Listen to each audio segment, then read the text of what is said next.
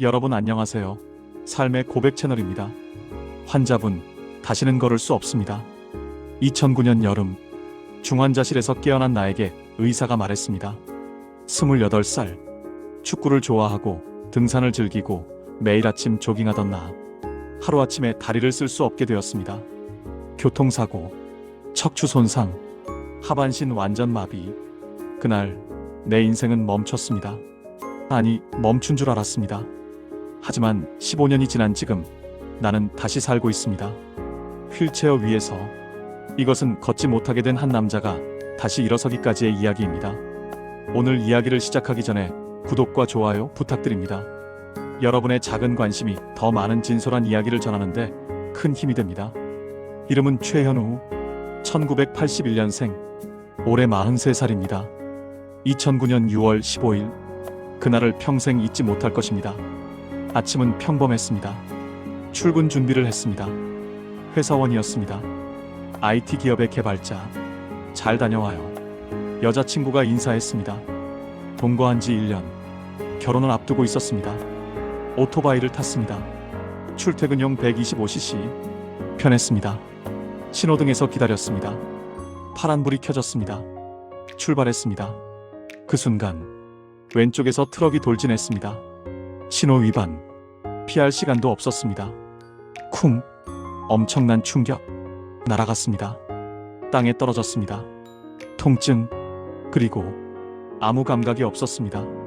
다리가 왜 안 움직여? 구급차가 왔습니다. 병원으로 실려갔습니다. 응급수술. 깨어났을 때는 중환자실이었습니다. 의사가 말했습니다. 척추 12번이 손상되었습니다. 하반신 감각이 없으시죠? 네. 회복 가능성은 거의 없습니다. 다시는 걸을 수 없습니다. 그 말이 이해되지 않았습니다. 무슨 소리예요? 죄송합니다. 부모님이 왔습니다. 여자친구도 왔습니다. 모두 울고 있었습니다.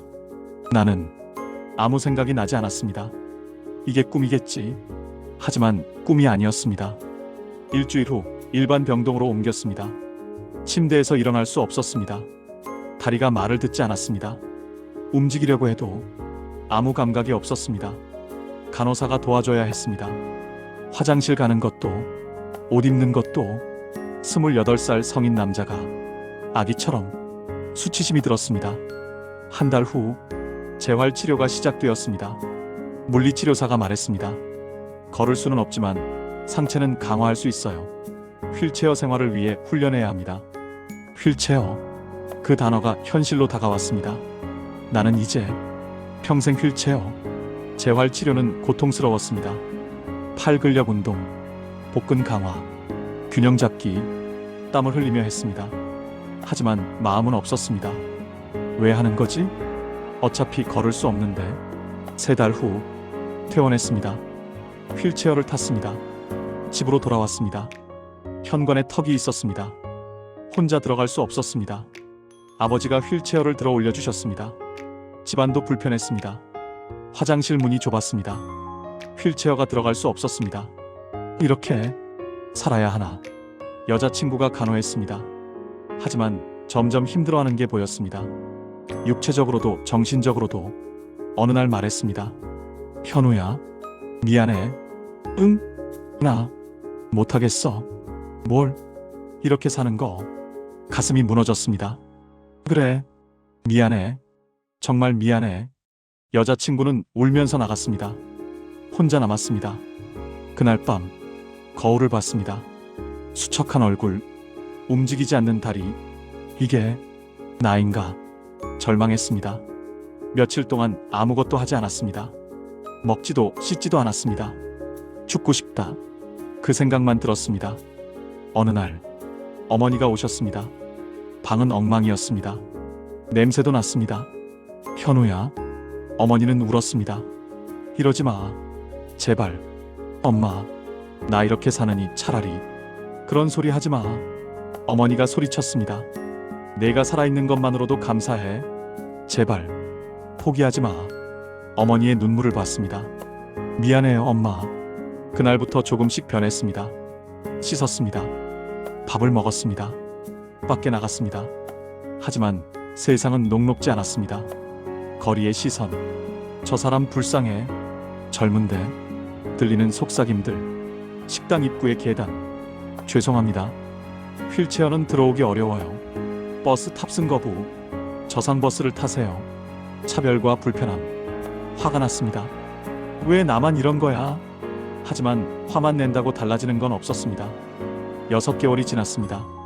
집에만 있을 수 없었습니다. 일을 해야 했습니다. 돈이 필요했습니다. 회사에 복직 신청했습니다. 현우 씨, 죄송합니다. 현재 상태로는 업무 수행이 어렵다고 판단됩니다. 거절당했습니다. 다른 회사에 지원했습니다.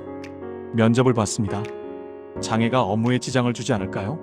상체는 문제 없습니다. 개발 업무는 앉아서 하는 거잖아요. 그래도 번번이 탈락했습니다. 1년이 지났습니다. 좌절했습니다. 장애인은 일도 못하나. 그때 장애인 단체에서 연락이 왔습니다. 우리 모임에 오지 않으시겠어요? 처음에는 거부했습니다. 장애인 모임? 나는 아직. 하지만 결국 갔습니다. 그곳에서 많은 사람을 만났습니다. 나처럼 휠체어를 탄 사람들. 하지만 그들은 달랐습니다. 밝았습니다. 적극적이었습니다. 한 선배가 말했습니다. 현우 씨, 장애는 불편함일 뿐이에요. 불행이 아니에요. 하지만 처음엔 다들 그래요. 절망하죠. 나도 그랬어요. 어떻게 극복하셨어요? 받아들였어요. 현실을. 그리고 다시 시작했죠. 그의 이야기를 들었습니다. 그는 교통사고로 10년 전 하반신 마비가 되었습니다. 절망했습니다. 자살 시도도 했습니다. 하지만 살아남았습니다. 그리고 재활에 전념했습니다. 지금은 장애인 인권 활동가로 일하고 있습니다. 결혼도 했습니다. 아이도 있습니다. 휠체어를 타도 인생은 계속돼요. 다만 방법이 다를 뿐이죠. 그 말이 와닿았습니다. 조금씩 받아들이기 시작했습니다. 나는 이제 휠체어를 탄다. 하지만 여전히 나다. 2년이 지났습니다. 프리랜서 개발자로 일하기 시작했습니다. 집에서 할 수 있는 일. 처음에는 작은 프로젝트들, 웹사이트 제작, 앱 개발. 점점 늘어났습니다. 실력을 인정받았습니다. 수입도 생겼습니다. 경제적 독립. 그것이 자신감을 줬습니다. 3년이 지났습니다. 장애인 접근성에 관심을 갖게 되었습니다. 왜 웹사이트들은 스크린 리더를 지원하지 않을까? 왜 앱들은 장애인 친화적이지 않을까? 공부했습니다. 접근성 가이드라인, 유니버설 디자인, 그리고 사업을 시작했습니다. 장애인 접근성 컨설팅, 기업들에게 제안했습니다. 당신들의 서비스를 모두가 사용할 수 있게 만들어드립니다. 처음에는 어려웠습니다. 하지만 점점 인정받았습니다. 5년이 지났습니다. 작은 회사가 되었습니다. 직원도 5명, 장애인 2명, 비장애인 3명. 의미 있는 일을 하고 있었습니다. 그 무렵 한 여자를 만났습니다. 장애인 인권 행사에서. 그녀는 자원봉사자였습니다. 안녕하세요. 안녕하세요. 현우 씨죠? 발표 잘 들었어요. 대화를 나눴습니다. 편했습니다. 그녀는 휠체어를 신경 쓰지 않았습니다. 그저 나를 한 사람으로 대했습니다. 몇 번 만났습니다. 호감이 생겼습니다. 하지만 고백할 용기가 나지 않았습니다. 나 같은 사람이. 어느 날 그녀가 먼저 말했습니다. 현우 씨, 저랑 사귈 생각 없어요? 놀랐습니다. 저요? 네. 현우 씨가 좋아요. 하지만 저는 휠체어를. 그게 뭐 어때서요? 휠체어가 당신을 정의하나요? 저는 당신이라는 사람이 좋은 거예요. 눈물이 났습니다. 고맙습니다. 우리는 사귀기 시작했습니다. 7년이 지났습니다. 2016년 우리는 결혼했습니다. 결혼식 날 나는 휠체어를 타고 입장했습니다. 부끄럽지 않았습니다. 당당했습니다. 신부가 들어왔습니다. 아름다웠습니다. 사랑합니다. 저도 사랑해요. 10년이 지났습니다. 2019년 아이가 태어났습니다. 딸입니다. 처음 안았을 때 울었습니다. 내가 아빠가 되다니 잘 키울 수 있을까? 걱정했습니다. 하지만 아내가 말했습니다. 당신은 훌륭한 아빠가 될 거예요. 지금은 2024년. 사고가 난 지 15년이 지났습니다. 나는 43살. 회사는 직원 20명으로 성장했습니다. 딸은 5살이 되었습니다. 여전히 휠체어를 탑니다. 여전히 불편합니다. 하지만 불행하지 않습니다. 아침에 일어나 딸을 깨웁니다. 공주님, 일어날 시간이에요. 아빠. 딸은 휠체어를 자연스럽게 받아들입니다. 아빠는 왜 휠체어 타요? 아빠 다리가 아파서. 아프면 제가 밀어줄게요. 출근합니다. 회사 건물은 장애인 친화적입니다. 우리가 직접 설계했습니다. 직원들과 회의합니다. 새로운 프로젝트를 의논합니다. 저녁에 집에 돌아옵니다.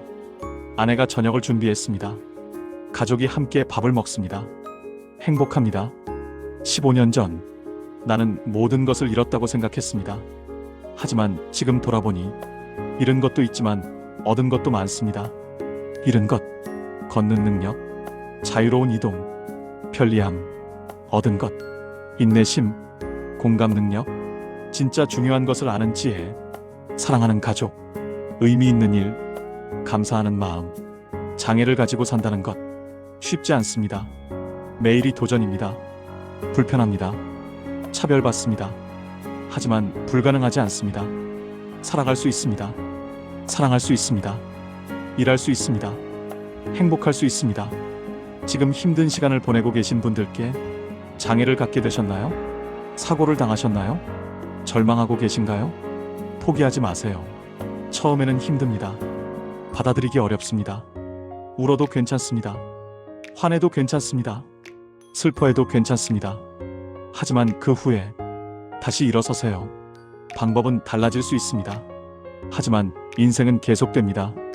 장애는 불편함일 뿐입니다. 불행이 아닙니다. 당신은 여전히 당신입니다.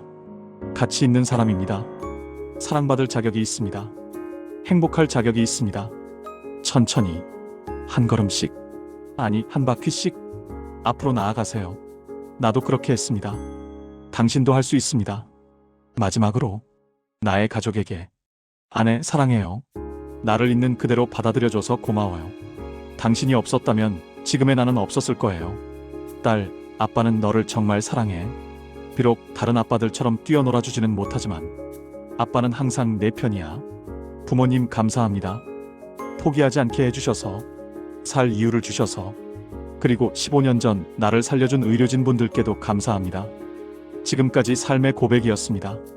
이 이야기가 장애를 가지고 살아가시는 모든 분들께, 그리고 힘든 시간을 보내고 계신 모든 분들께 작은 용기가 되기를 바랍니다. 장애는 끝이 아닙니다. 새로운 시작입니다. 방법은 달라도 인생은 계속됩니다. 포기하지 마세요. 당신은 할 수 있습니다. 구독과 좋아요, 알림 설정 부탁드립니다. 여러분의 응원이 더 많은 진솔한 이야기를 전하는데 큰 힘이 됩니다. 오늘도 용기 내어 살아가시는 모든 분들께 응원을 보냅니다. 감사합니다.